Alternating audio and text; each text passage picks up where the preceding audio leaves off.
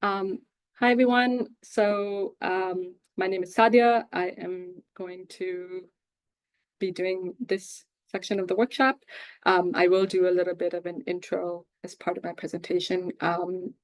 So I will get started. Oopsies. I just wanted to make an accessibility note before I jump right in. If there are issues with my volume, if there's issues with my speed, sometimes I speed up without realizing. There are issues with the kinds of vocabulary I'm using, with the kinds of associations I'm drawing, or miscellaneous accessibility concerns. Please feel free to either stop me very directly with your voice or in chat or by way of Max or one of the other organizers. Okay, so I'm going to first situate myself and my lab. So as I said, my name is Sadia. I was born in Pakistan, but my family is from Indian occupied Kashmir. So if you know anything about the South Asian context, Kashmir is an area that's heavily militarized, partly sort of split up between India and Pakistan. Lots of contentious issues. Mostly Kashmiris have been fighting a liberation struggle against India. And my father and grandfather were also involved in that struggle. In terms of my relations, I have a 4-year-old son, and my growing up in Toronto, so I have lots of people in Toronto. I've been in Ottawa for the last 2 years. In terms of culturally, because I was in Pakistan until I was 10, so a lot of the culture that I sort of default to is South Asian culture, and so Northern South Asian culture, and so some of the connections I'm drawing here, making the connections with the trees here, with the land here, with the waters here, they are kind of being refracted through cultural connections that I have brought from other places with me, and kind of sort of weaving together with the existing tapestry that's there. In terms of FNIGC, so this is the First Nations Information Governance Center. Some of you might have heard of us. We are a nonprofit. Started off, the work that we mostly do started off in the 90s, but in terms of being incorporated, it was 2010. Originally, as a mandate of the Association or the Assembly of First Nations. But now, doing a variety of work, the lab as FNIGC's lab, a lot of it is quantitative data collection in First Nations and remote communities all across, sort of from coast to coast to coast here, and a lot of the work on health research. The team I work with doesn't do data collections of that kind. We're mostly interested in thinking about research, thinking about what does it mean to work with First Nations data, how to relate to it, what are the social and technical implications of what we're doing, how to sort of increase accountabilities and how that's happening. A lot of the heritage of FNIGC, even though we're a First Nations organization, because there's a longstanding identification of it being a technical organization of data collection, that has an impact on how some of the internal culture, the contestations and contradictions here. And despite being a First Nations organization, there is a lot of defaulting to mainstream ways of doing data collection and mainstream ways of analyzing data and mainstream ways of relating to government funders. Almost the vast majority of our funding comes from the federal government. But there's lots of people here who are First Nations, who are Indigenous, who are trying to sort of push the mold of that a little bit. So what you'll hear me talk about are insights and sort of problematics and questions that have arisen from working in this environment, and with the contradictions that it entails. There's room to sort of contest and build, but I say all of this just to not position ourselves as the role model, but as in many ways equally in the process of internal contestation and negotiation as some of the other spaces that people here might be coming from. With that said, there's a warning that the material you're about to consume is still in the process of cooking. So with all of the cooking metaphor that implies, that I'm still thinking about a lot of the stuff, sharing what me and some colleagues have been working on and trying to push on and reflect on. But there's lots that, 6 months from now, I might be like, I don't know if I agree with how I said some of these things. I might have moved on. So also, don't take it as my final declaration. Please feel free to challenge anything I'm saying, because that would be helpful for me and probably for others in the group as well. Okay, so the title of this workshop is Relations and Accountabilities. And so what I'm going to propose is that within the FNIGC's lab space, that there are at least 4 sets of relations that we are that we actively have to kind of hold together, or at least recognize, because they exist, they're already there. But in terms of how we think about them, that we have to hold together 4 of them. There may be others that I'm missing. So I think it's important to hold together the self, that each one of us who is here, there is that self that's there. And of course, the self is not an individual. It's made up of all sorts of relations themselves. The workspace, so colleagues of different ranks and duties, institutional environment, both material and immaterial. So by that, I mean, each other individual is also a universe of relations unto themselves. The organization, as I talked about, some of its relations and its sort of biases and subjectivities, those are also sets of relations that are somewhat entrenched, maybe in the process of becoming specific research projects that we're working on at any given time, sort of particular relations of that. And then there are external relations, both coming as part of our individual selves, also flowing out of into sort of impacts of our work that are implicit and or explicit. I can pause there for a second if anybody has any totally confused about what I'm saying, or if you want to ask a little bit more about FNIGC or me before I jump forward. No questions? No, the chat is empty, so you're good. Well, thank you. All right, so to dive into the sort of body of what I'm talking about, the question for me is, we're talking about relations and accountabilities. How do we bridge talking about relations and accountabilities?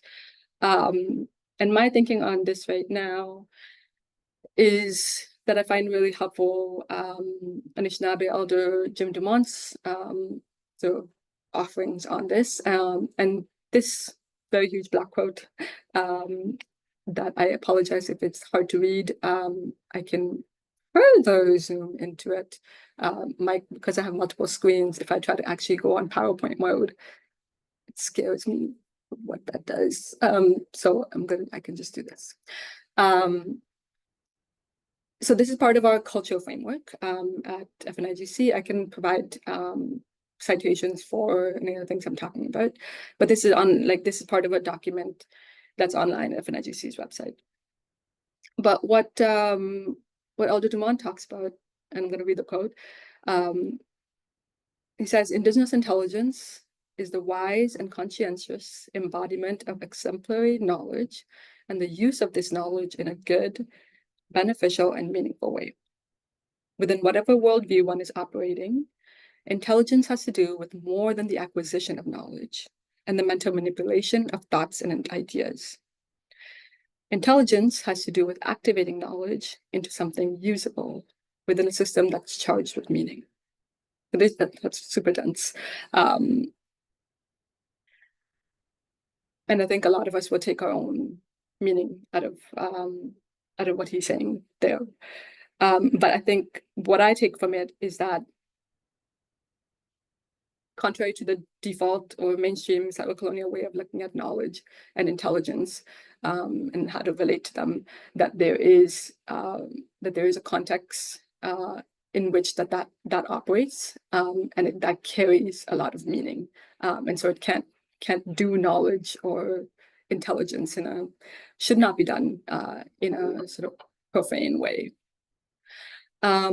Intelligence has been defined for us through the eyes of the Euro-American psychological and scientific culture. Its definition is limited in its application and understanding. What we have been pursuing as Indigenous people since our involvement in education in the contemporary experience is attempting to measure up to their definition of intelligence, to be as productive as they are, as successful as they are, to be as intelligent as they are. In doing so, we have lost the encompassing nature of our definition of intelligence, Indigenous intelligence. We cannot talk about being an intelligent person without knowledge of and access to all the levels of our intelligence capacity, i.e. the intelligence of the body, the mind, heart, and spirit. And so why I bring this quote, and why, since I started FNIGC, which was last August, so almost exactly a year, is that I come back to this at least once a month, that there are, in organizations like ours, even though it's a First Nations organization, there is a defaulting to mainstream intelligence, and mainstream ways of relating to data, relating to knowledge. And what that's missing out on are the other pieces that are already always there. The body is already always there. The mind is already always there. The heart is already always there. The spirit is already always there. It's a matter of when and how, to what extent do we have the capacities to acknowledge them and to see them as valid sources of intelligence. And so this is why I feel like the concept of intelligence as defined in this way helps us to bridge relations and accountabilities. Because the manner, accountabilities might be seen as a manner of relating to relations, right? How do we relate to them? With what kinds of attention? With what kinds of intelligence? With what kind of consequences? So in this little box here, I had come back to what I listed as the 4 sets of relations that I see in the FNIGC lab. And there's a question of, how do we see them? How do we actually maintain accountability to them? And I think Elder Jamont's quote helps us to see that there are ways of relating to them that are available, I guess, ontologically, they are already there. It's a matter of cultivating particular intelligences to be able to relate to these relations in an accountable way.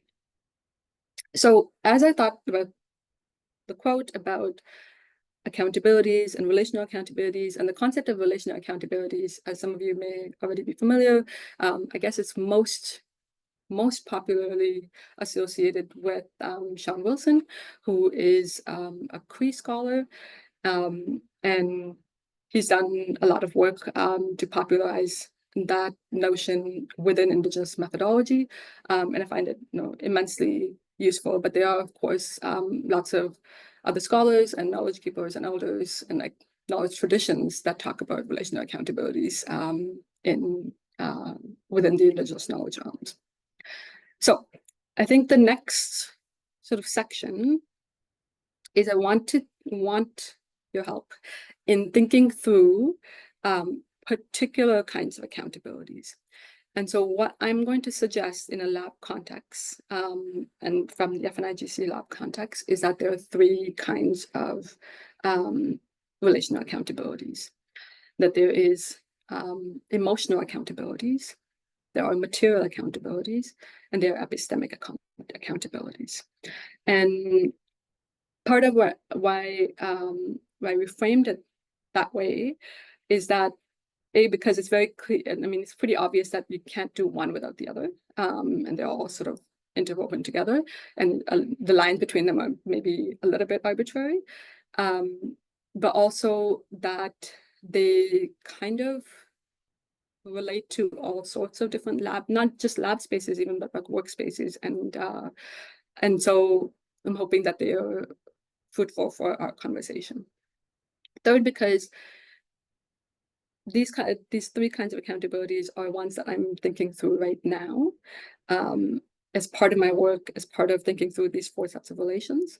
And I'm curious to see what others think, and whether you find this sort of clumping useful. I know that a lot of this might be somewhat redundant from what we've already been discussing in the workshops. So feel free to tell me if it is very redundant. Otherwise, I would still appreciate engagement. So what I will ask is, and very graciously Meredith and Erica have volunteered to be voluntold, is I would ask if either Meredith or Erica or somebody else who's so inclined would give me an example of an emotional reaction from a colleague or supervisor or lab mate that seemed to really take you aback. Make you like, oh, I wasn't expecting you to react that way to what I just said. But so if you are comfortable sharing a story or an experience. Erica, is that you saying that you are cool? Yeah, I can give an example. I think example of emotional reaction that I didn't expect was probably when I was doing an activity and just getting individuals to think about outside and get them to kind of situate themselves in an imagery type of fashion. And then the scenario kind of morphs into where we are right now. So it's place-based. And what is your relationship to the land that we occupy at this very moment and stuff. But what happened was the individual stated that they couldn't envision themselves exactly where we were, but that they were taken back to somewhere that they know, somewhere that's more familiar. And then what happened is, as that transpired and as they were sharing that, it became a situation where this work is really hard. I know that we have to do it, but who's going to help us? Like who?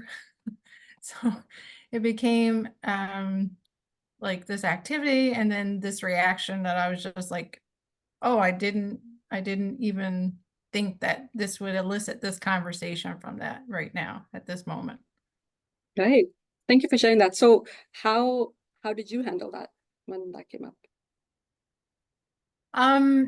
It kind of, without getting into too much detail, it kind of escalated, and I had a colleague that was kind of delivering with me who stepped in and kind of said, this is a bit of emotional dumping at this moment, and that it wasn't the place and the time right now, but please hold on to your thoughts, and that we'll come back to that hopefully later and help you converse with that thought. Okay. Thank you for sharing that, because I think that's a really, really great example of you being in a space where you're sharing something or eliciting certain responses, and someone does share that they feel inclined enough to share, but in the process of sharing, they are like having an emotional reaction. I mean, it's hard to be like, well, it's disproportionate to what's being asked. Maybe for them it is proportionate because that's what the association is. But then what kind of labor does that put on you and for others in the space?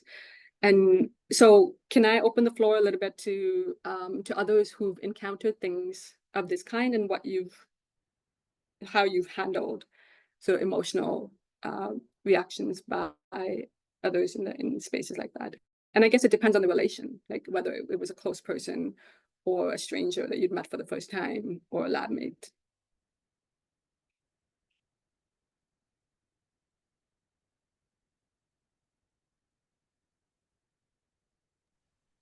Meredith, are you feeling ready?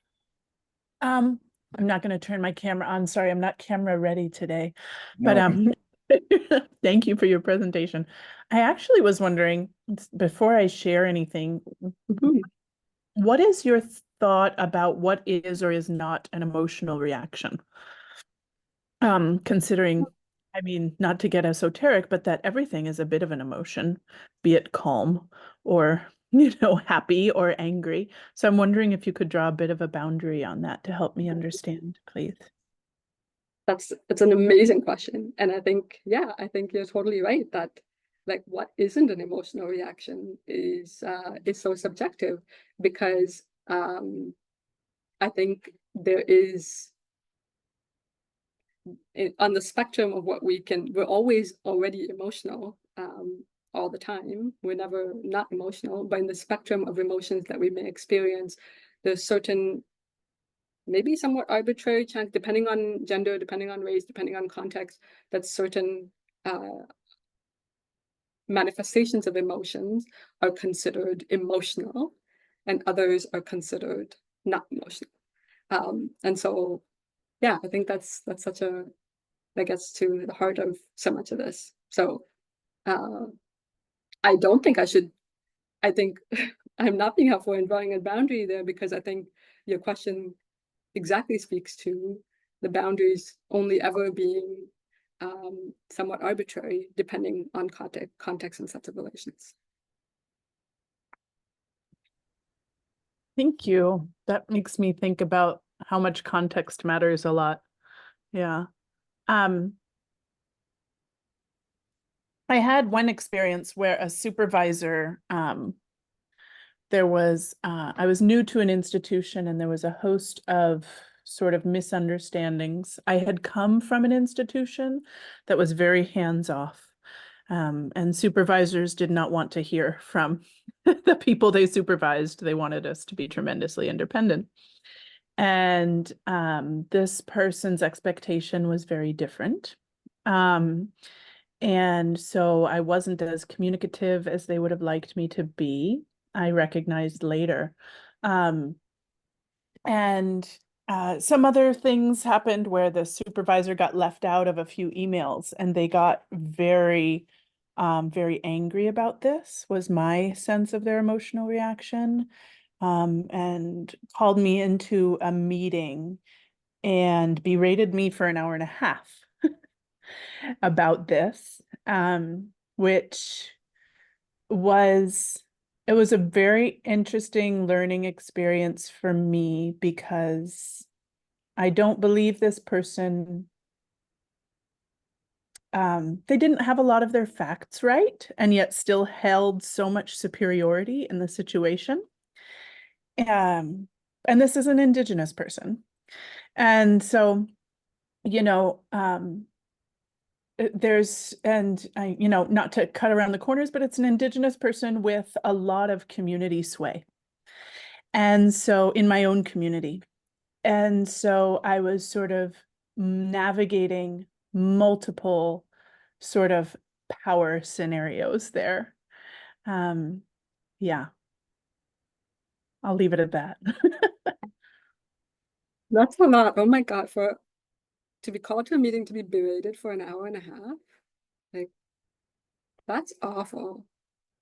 I'm sorry that happened to you. Oh, But thank you. I learned a lot. But I think you're pointing to the power differential is so important, because I think that kind of goes back to your earlier question of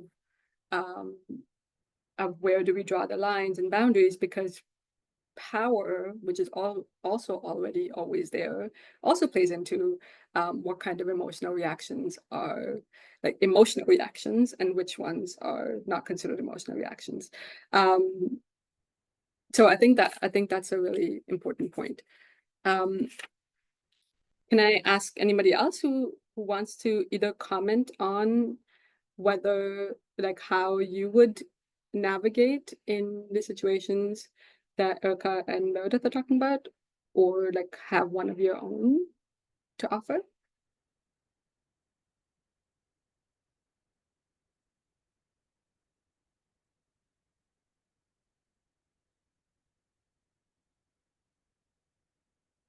Uncomfortable silence, and back to me. I can offer a few in my experience at work, and I think both of the examples that you both have given, which I really appreciate, thank you so much. They're speaking to, I think, what, they usually people talk about the iceberg model, that you're like seeing the tip of the iceberg of somebody having a particular reaction, and that there is all these things under the surface that we're not seeing. And I think in our context, this is something that's been coming up a lot every time we try to bring up those colleagues of mine and me. I'm so sorry about the background. Don't even know how to turn it off. Hopefully there's not going to be too much more of that. That especially when conversations come up that people would really rather not engage in, that are work-related conversations that are about the implications of whether we're being accountable to the Indigenous communities that we work with. There are these reactions that are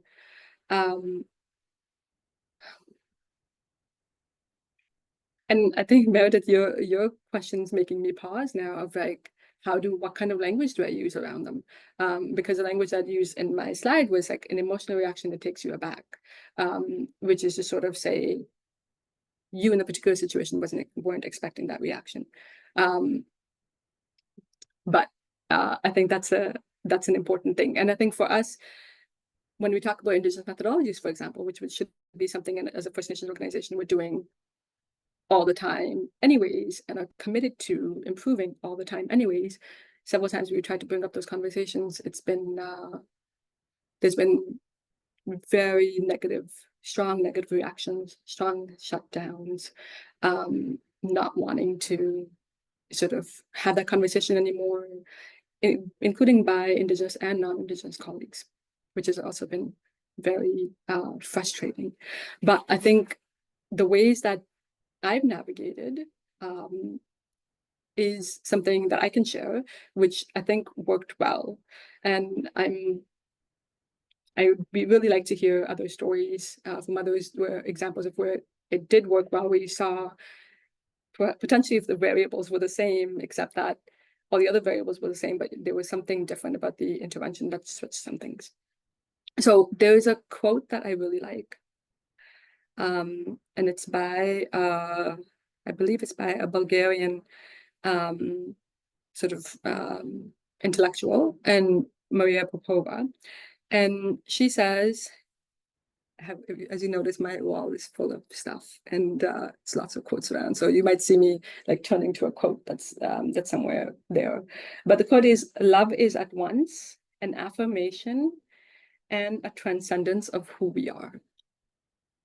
And so that quote became something that I used a lot in trying to think through when I got all these negative reactions towards something that we needed to do and should be doing in our organization, to try to address and make a space where, as much as possible, I could like soothe some of those like immediate negative reactions. And so the workshop that I had done on that started off with love then, and made the case that there has to be, at least in our setting, people have to feel affirmed before they can feel safe enough to transcend where they are. And so what I realized in my space was that my colleagues, many of them for a variety of reasons, were feeling like when I'm saying we don't practice any Indigenous methodologies, then that is being read as an enormous threat and attack on who they are and their work and their values and their like core self. And so I guess in my case, compared to what the two of you were saying, maybe it was a strongly worded sentiment. And so there was something that might objectively be said to be like, okay, maybe that would elicit that kind of reaction. compared to Erica and Meredith, your stories where it seemed like it was really out of nowhere that that the reactions came that way. In my case, once there was affirmation that yes, what you're doing is important, you're doing good work, not attacking you, you have lots of good things to offer. Once that sort of like the soothing happened, then there was room for the transcendence, or there were cracks enough for the transcendence to happen, but that there had to be some affirmation to happen first. And I struggle with that a little bit because, and I think many of us might struggle with that in terms of like when we know what the right thing to do is relative to what's being done right now, why should there be this sort of like hand holding and like placating? Why can't we just be accountable because that's what the situation calls for? And I think in my case, the conclusion that I'd reached was I need to work with these colleagues. The work we're doing is important. In many cases, they're not ideologically opposed to Indigenous methodologies or Indigenous knowledge systems. It's just that they're feeling afraid and they're feeling threatened. And so how do I sort of calm their feeling of being threatened enough that there is a possibility that they feel like, okay, maybe we can transcend where we are right now to something something better, something else that is not going to be so threatening. In fact, that will also eventually become a place of affirmation as well. So that was an important lesson to learn. I wonder if there's any thoughts on that in terms of like the affirmation and transcendence kind of framework. Yeah, here's a Go ahead. go ahead. Tamara, I think I was just going to read your thingy.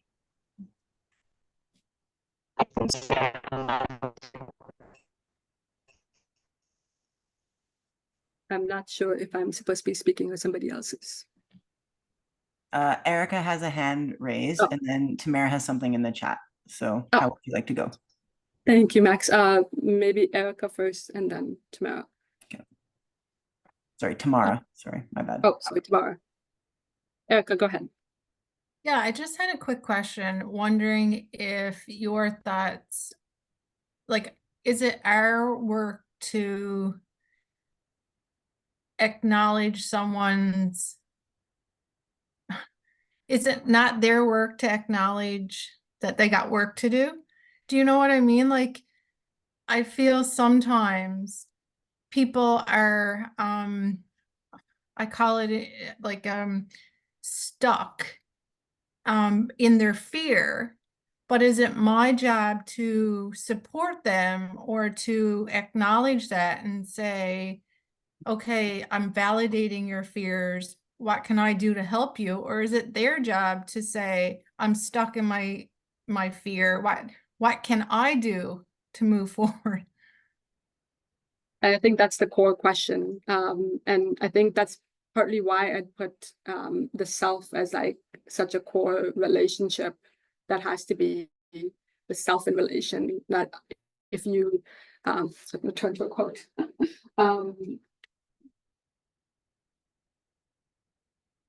So Nikki Giovanni was an African-American poet, and she says, if you don't understand yourself, you don't understand anybody else.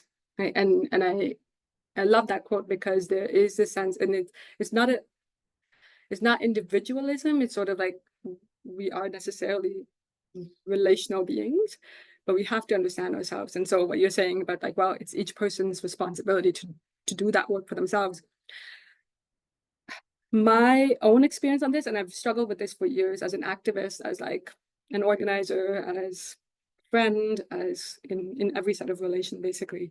And I think it's kind of a negotiation that we have to do on a case-by-case basis. And when I think about it through accountabilities, and I think about it through my positionality, and I might not have the healthiest approach to it. So I'm open to pushback. That in particular relations, in each particular set of relations, I think there are certain accountabilities to see. Sometimes we're able to see other people clearer than they're able to see themselves. Sometimes we have more capacities to sort of point that out to them than they have for themselves. So that's sort of like the capacity assessment. Then it's a question of like, okay, so does that mean that your capacities have to be deployed for their benefit? Not necessarily. I think it would depend on the relational context. I think for some people, depending on what their role is in a particular institution, depending on like whether you see that they really want to not be stuck, but they are stuck. And if you see that it's something that you feel that a situation is kind of calling on you to perform a particular kind of task, to put yourself at the service of that task for the context, then I think it might be worth exploring that. There are many situations where it's very clear that the amount of work that the person has to do, how defensive they are when you point something out, what conditions of their lives just mean that they don't really have an avenue to actually start doing that work for themselves, or potentially the conditions of their lives are such that if they start to pull on a thread, everything's going to fall apart. And so they just feel like, and maybe they are objectively somewhat unsafe in doing that exploration. And so I feel like there's so many different factors involved that really has to be assessed. I don't know if I'm answering your question or I'm just like context. But yeah, I would like to hear what you heard and what you take from that. Like, I think, like, I really value your points about the situation and the context. But if we're like, for me, if I'm going to move forward and try to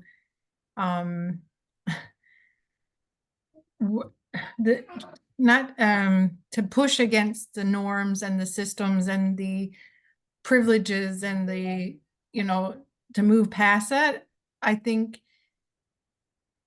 there comes a time, even when my capacity is higher and I think I can help, I don't necessarily still believe it's my role to do that. And that's just me. And like, I would not help someone out in a certain way.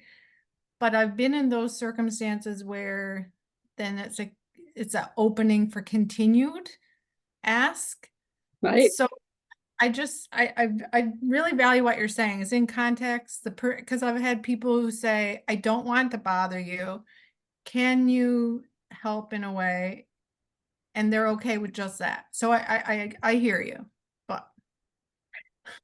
And I think this is sort of the double-edged sword, if I can use that metaphor, of like being somebody who has the privilege, who's had the sort of relations to be able to like think in the ways that we do, right? And have had whatever the sort of constellations of conditions and relations we've occupied, it's still somehow led to us, and I'm going to include you, but maybe I shouldn't, to have a certain level of awareness about ourselves, about the other person, about a situation that many other people around us might not share.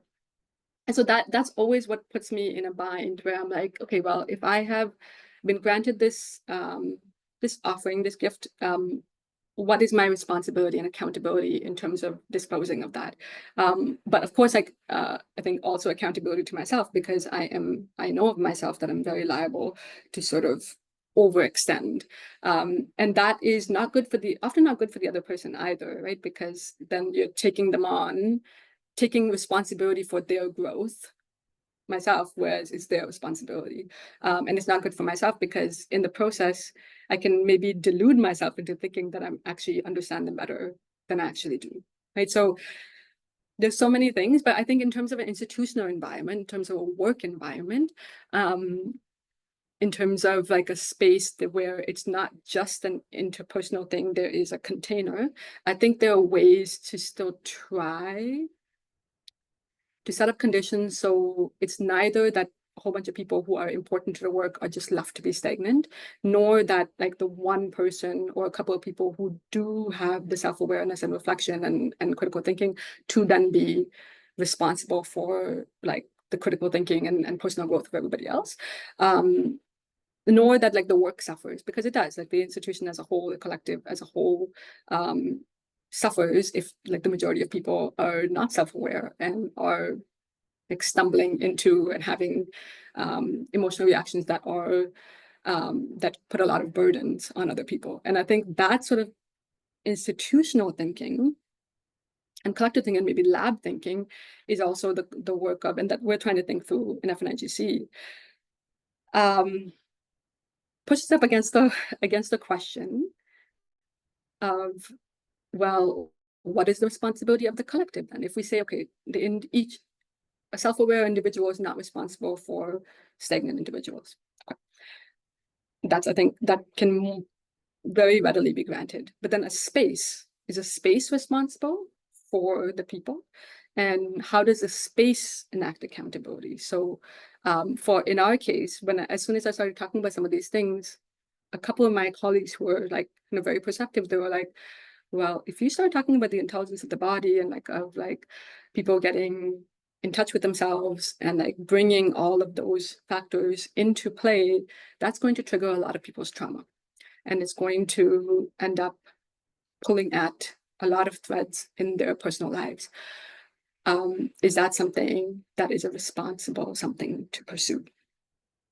And I would welcome your thoughts on this. Other folks who are thinking about lab conditions and building those relations in the lab. And my thought at the moment is another quote, that we perform with our whole selves, but our whole selves are never shown in any one performance, right? So whatever each person is going through, because they're one vessel, they are bringing that to the workspace. They're never they can't really opt out of that completely, right? So then the workplace is implicated.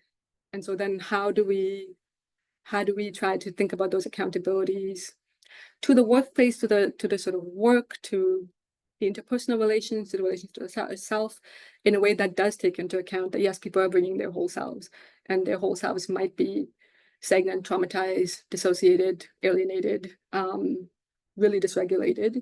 What do we do about that? And where is the line between like each person's individual responsibility to do that when they have very different conditions versus like, is there room in the collective? Like, for example, somebody I recently met was saying that whenever they apply for funding for any particular project, given that the work that they do is with various First Nations communities, they will always have funding for an on-site therapist for like staff.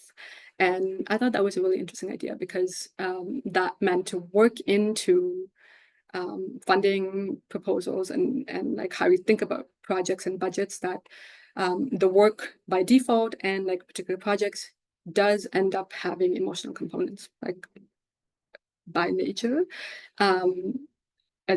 emotions are always already there. And so how do we try to have resources that are acknowledge that, and then for the space to sort of provide something that can do that. So open to hearing thoughts about that, but I know, so. Yep. Hi, Sadia. This is Max. Couple of things. Number one, you're at 45 minutes, just beyond it. Thank you. A second thing is that there's some stuff in the chat that I'm going to read out to you. I think you've touched on most of it. Tamara, and sorry for pronouncing your name 3 different ways, Tamara. How does reassurance play out amongst power differentials? For example, undergraduates reassuring principal investigators might not be appropriate. Another comment about collective versus individual accountability seems like a very important nuance here, which I think you've also addressed. And then Karen talks about the importance of setting up conditions for collective forms of accountability. And there's lots of yes, little marquee yeses, emoji type things on that one. Yes, awesome. Thank you for reading those out. Yeah, I think the reassurance of the power differentials, like that's hard, man. I also have regularly encountered that in many situations. I've regularly encountered that, and I think that puts that makes it a really difficult situation. And I think that's where somebody who has more power needs to have more accountability as well, that they're not making their emotional sort of dysregulation the work of a subordinate to take care of. And especially if you add on like gender dynamics and racial dynamics and indigenous and non-indigenous dynamics and like all sorts of things. I can just share that what I have done, and this again is very context specific, and I'm still trying to work out like how to do that properly, is that what I have fallen into, and maybe this is not healthy, is to sort of see the sort of superiors, supervisor, or like person in a higher position, as simultaneously having more power and less power, if that makes any sense, and like simultaneously being more vulnerable and less vulnerable than I am in a particular situation. And again, this is a case-by-case basis, but for me, I think one of the things I'm seeing as a pattern is that sometimes I will see an emotional reaction by someone with more authority than me, and I will immediately be like, okay, I see what's happening right now with you. I don't think you see what's happening, but then they're also resistant to me suddenly taking on like the role of like, it's okay, you're okay. And it's not appropriate for me to take on their role, right? And so yeah, I think this is another example of why the collective needs to take responsibility, so that those, especially people who are in subordinate roles, are not left to try to manage their higher ups' dysregulations and issues. But yeah, I think that's a really uncomfortable situation, and I hope that there's like particular. So another example that I'd heard of, like, I guess this question of collective versus individual accountability in a book that somebody was mentioning to me, is that one organization had put in place for anytime there was a meeting, put in place a person who just had like some chimes that they would sit with, and they're just the ego monitor. And so anytime they would hear somebody in a meeting speaking from a place of ego, and by that they meant that it was like I guess not a thoughtful position, not sort of self-aware enough, but it's sort of default rushing to something that is coming from a different place, triggered place maybe, that wasn't thoughtful of like what the implications of that were. Then the ego monitor person would like ring their chimes, and they would just ring them to alert everybody that, oh, there was like an ego moment that happened. And so you need to like, and everybody would have to like quiet down and sit still until the chime sort of calmed down, reflect on like where that person was speaking from, what its implications were, try again, and then it could continue. And so I think if we build spaces, build labs that where there are frameworks in which we can, there is immediately, like there is a mechanism by which you can alert other people and other people can alert us that that there is something happening here, where there is a over the top emotional reaction that's creating burdens and like and making problems where we need to do something about it. I think that would be good, and that would go back to the question about like reassuring a higher up, because when a higher up says something really inappropriate, if you could just like ring a chime to be like, watch yourself, that would be, if somebody could just ring that chime instead of like the subordinates having to like ring chimes all the time, because lots of spaces that's what would happen. But yes, I think the question of like collective versus individual accountabilities, that it goes to kind of the heart of it, that like in the space, how do we do that? And so many spaces don't do collective accountabilities well, and not in ways that recognizes that there is the self in relation, there is a self in the collective, and that both, that there is no collective without multiple selves, and there is no self that exists on its own, right? And so, but how do we build those in so that we recognize that people are going to be unwell, they're going to bring all their stuff, they can't not. But in terms of those mechanisms in place, yeah, I am going to keep trying to build those. Get back to you on if which ones are successful. Okay, but I should move to the next slide I was talking about. Okay, so this is I'm not sure how much this is going to apply for those of us who are in, maybe actually in the academic context.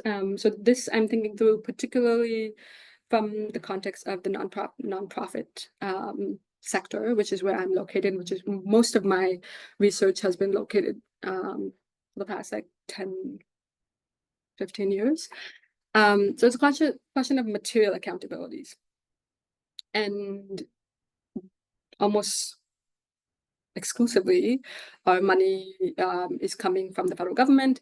In other cases, maybe from foundations. In other cases, maybe from I guess those are the two biggest ones, right? And then, and so then, to what extent I think are there conditions where funders are expecting stuff which are clearly unfit and like misaligned with accountabilities to Indigenous relations, whether it's like particular communities, like the data that we're handling, the kind of implications of what we're doing. And so what I'm seeing in a lot of contexts that I've worked in is that there is a lot of hesitance and anxiety and fear of pushing back on funders. And what that does is that there is a sort of reproducing of taking money, doing stuff with it that is not well aligned, and then like worrying about it, that being unethical, communities or like and like partners are unhappy, but it's like, oh no, but we won't get the money. And so then what we're trying to think through here is, how do we set up frameworks? How do we try to instill a culture where we can feel like we can assert and like push back on funders to try to make them a little bit more accountable to us and to the Indigenous relations that we're working with? And of course, like the context here is settler colonial context. The context here is that like all the resources that the settler governments have to give to First Nations organizations and researchers, those are from like stolen resources, stolen land. And so there's already like so much disparity in so many ways. And so to say that ultimately accountability, we have to enact accountability, like it's always going to be constrained given the context. But within the constraints, what are some examples that you have to share of where you have interacted with funders in a way that you've been able to push back and assert conditions of work, conditions of like schedules, timelines, objectives, kinds of data handling techniques that you feel were successful in enacting some like material accountabilities? Just so you know, you're at 60 minutes. Thank you, Max.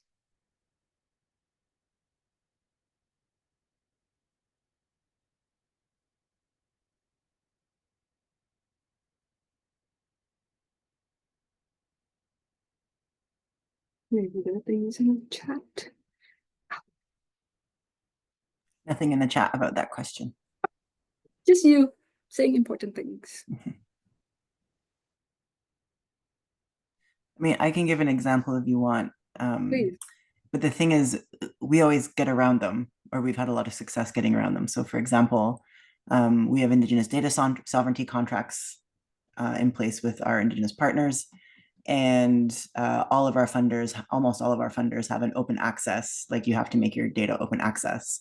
And so all we do is we post the metadata, and the metadata says, by the way, this is under Indigenous Data Sovereignty Contract. And if you want it, here's who you call. Okay, thanks. And so, and the funders, and then when we do our reporting, we spend it to the funders about how amazing they are that they're doing Indigenous data governance, and aren't they amazing? And they're like, oh yeah, we are.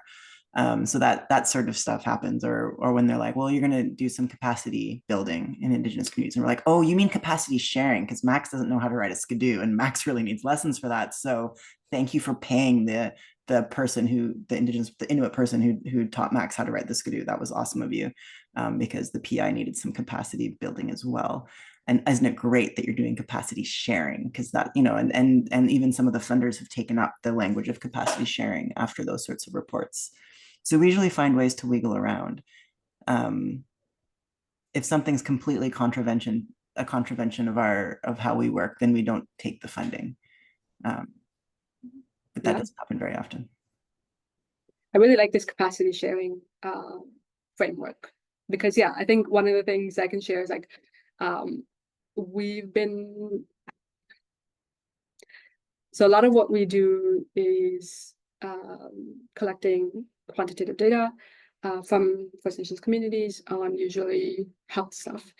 And what we get pushback from communities often is that, well, we're not sure why we're giving you this data. We're not sure what's happening with this data.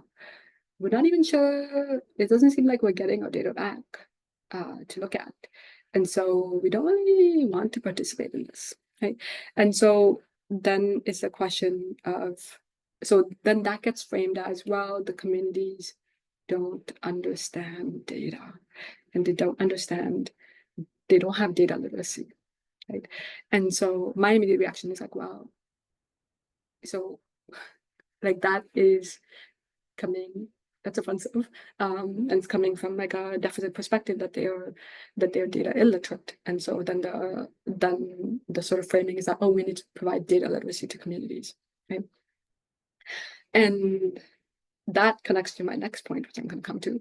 But I think what some of us have been pushing back is to say that, no, actually, it's not that they're lacking data literacy, is that we are lacking cultural literacy. Like, we have no ways, like we are so culturally illiterate that we have no capacity to actually engage in knowledge relations, engage with like communities' issues, their desires for research on their terms, that is based on like their understandings and their ways of knowing.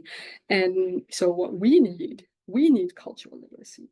And so that we need to go to communities' elders for capacity sharing. I think I really like that framing, so I'm gonna take that as well to say that we should be compensating them to teach us cultural literacy, so that we stop pushing data literacy on them and start seeing their sort of resistance as coming from a substantial place, legitimate substantial place, rather than a place of deficit. But yeah, I think reframing that with funders is very possible, and it's doable. It's just a matter of, again, this goes back to the emotional accountabilities, because I think a lot of people treat funders or experience the relationship with funders as they do with a lot of other superiors, with like based in trauma around like parental trauma, and again parent guardian trauma, and like and ways of like trauma around authority figures, and feeling like, but they have to comply, otherwise bad things are going to happen. And sure, like funders can be assholes and like withdraw funding, but as you're saying, Max, and that's like some of our colleagues have been saying the same thing, that like there's ways to make the case to make funders look good by complying with us, and it's very easy to do with just like spins. And so we just have to get better at spinning stuff so that we still get what we want, and funders get to like pat themselves on the back for reconciliation or whatever, but that there are avenues to do so strategically. Okay, so last bit, Max, are you going to say something? Yeah, I was going to say you have 2 minutes left. Awesome. Let's do it. Okay. 2 minutes to do epistemicide. This is totally my bad, but okay. For those of us who've heard of epistemicide, it's sort of it's the erasure of and marginalizing of certain kinds of knowledge systems and ways of knowing. And so a huge part of knowledge creation, knowledge relation spaces are like epistemological accountabilities of how do we relate to knowledge, what do we sort of couch it in, how do we think about it, which ones are we marginalizing, which ones are we amplifying, are we thinking about our thinking. And so that's partly what the conversation about the cultural literacy was, that we need to know, because again, culture is kind of like emotion, right? Like it's always already there. Like when we say that we're not doing culture, it's like, okay, well, we're doing settler colonial culture then. And so then it's a question of like, well, you gotta be self-aware about what kind of knowledge frameworks we're working in, so that you are not participating in and aggravating Indigenous epistemicide, even as a First Nations organization, right? Like that's just next level of like deplorable. So